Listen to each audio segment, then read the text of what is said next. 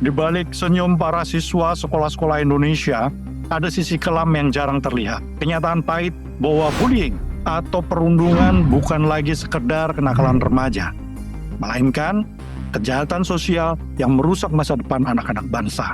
Antara tahun 2023 hingga 2025, kasus perundungan di Indonesia meningkat drastis. Berdasarkan data Komisi Perlindungan Anak Indonesia dan Pusat Data Kemendikbud, kasus kekerasan terhadap siswa naik hampir 2 kali lipat dibanding 2 tahun sebelumnya.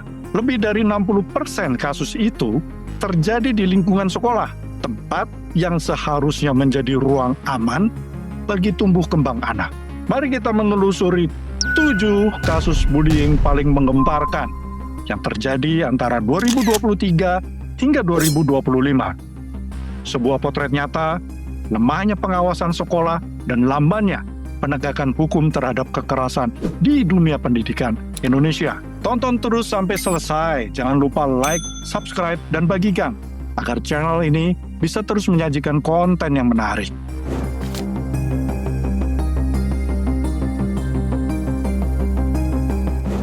Kasus pertama terjadi di SMP Negeri Karangjaya, Kabupaten Musirawas Utara, Sumatera Selatan, pada Oktober 2025.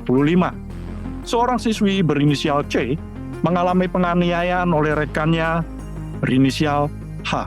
Tindakan kekerasan berupa jambakan rambut, pukulan, dan tendangan yang terekam dalam video yang kemudian viral di media sosial. Setelah mendapat sorotan publik, pihak sekolah akhirnya mengambil keputusan. Sebuah tindakan mengeluarkan pelaku dari sekolah. Sementara Polda Sumatera Selatan dan KPAI turun tangan menangani kasus ini.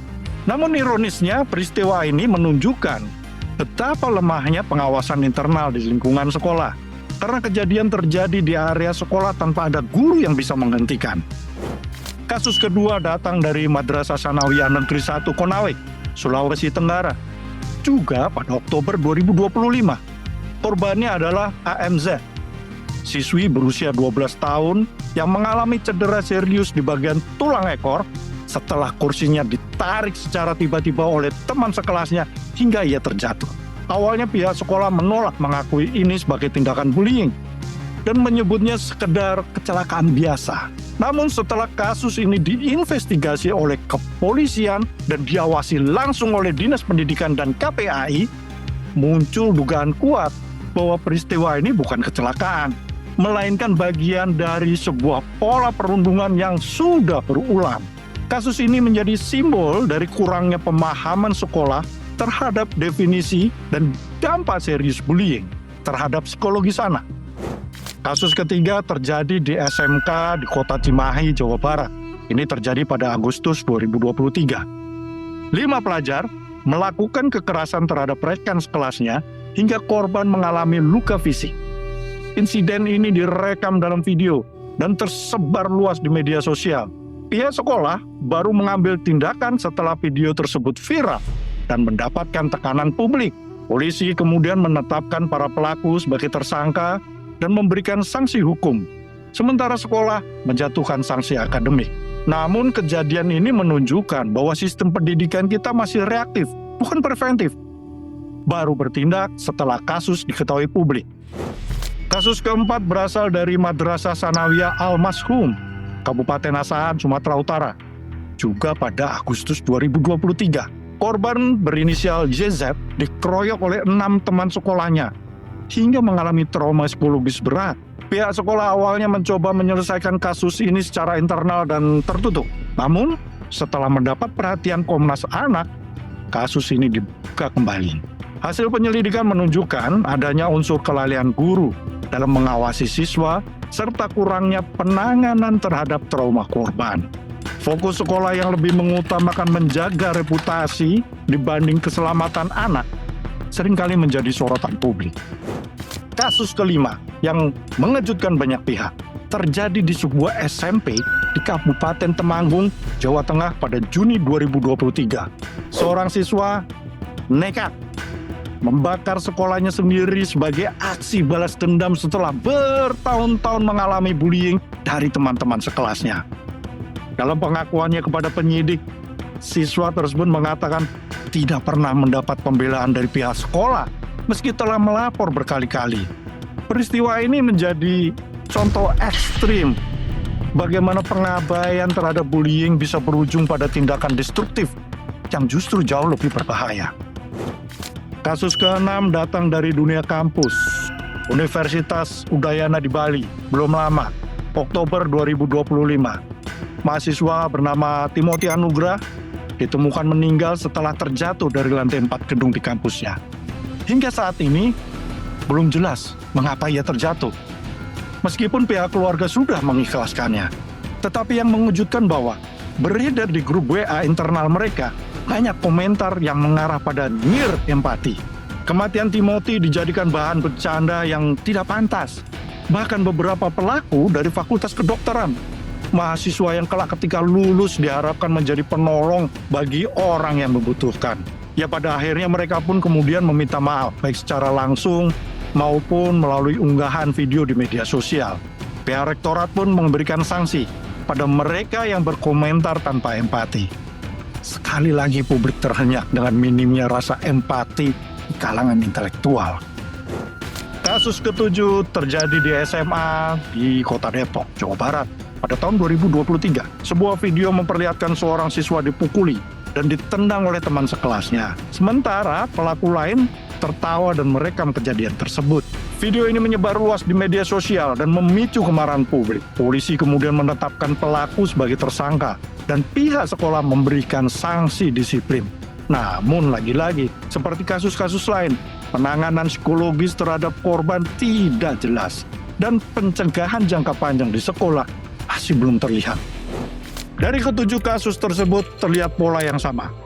Keterlambatan respon, kurangnya empati, dan minimnya keseriusan dari sekolah maupun aparat penegak hukum. Mengapa hal ini terus berulang? Pertama, karena banyak guru dan kepala sekolah tidak memahami secara mendalam apa yang dimaksud dengan bullying atau perundungan. Mereka masih menilai perundungan sebagai kenakalan biasa yang tidak perlu dibawa ke ranah hukum atau psikologis. Kedua, budaya tutup mulut masih kuat di lingkungan sekolah. Banyak sekolah lebih mengkhawatirkan reputasinya tercemar daripada menyelamatkan korban.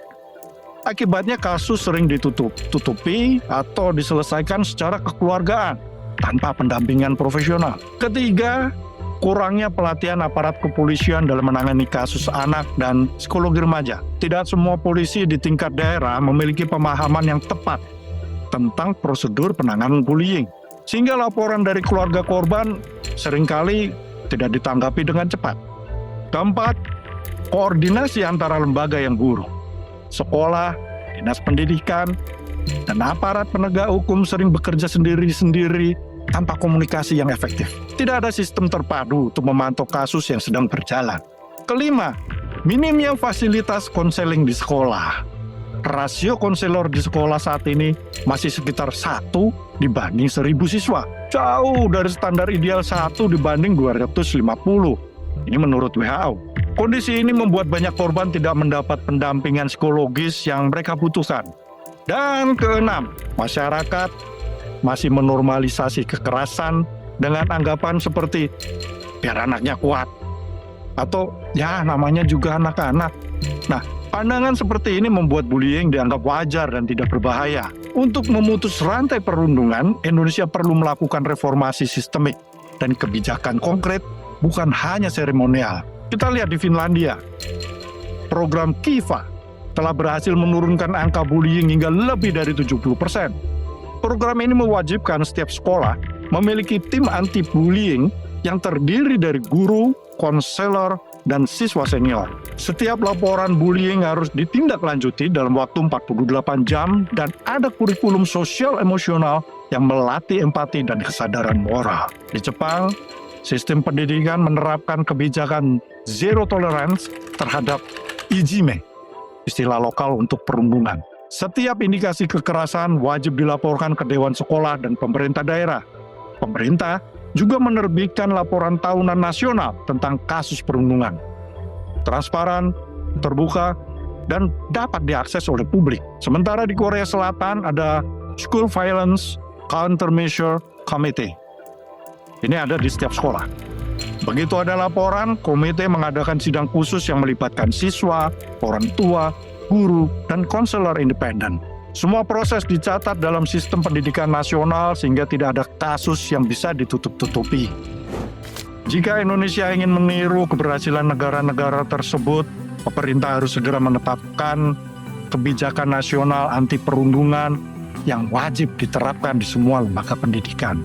Sekolah perlu memiliki sistem pelaporan digital terpadu yang terhubung dengan kepolisian dan KPAI. Guru dan aparat penegak hukum harus mendapatkan pelatihan psikologi anak dan penanganan kasus kekerasan. Sementara sekolah wajib memiliki konselor profesional dengan rasio yang ideal. Lalu kurikulum. Kurikulum juga perlu diperkuat dengan pendidikan karakter, empati, dan resolusi konflik agar anak-anak belajar mencegah kekerasan sejak dini. Lebih dari itu, perlu ada kampanye nasional lintas sektor untuk mengubah cara pandang masyarakat tentang perundungan. Bahwa ini bukan masalah kecil loh, bukan aib yang harus ditutup-tutupi, tetapi tanggung jawab bersama untuk mencegah kehancuran masa depan generasi muda.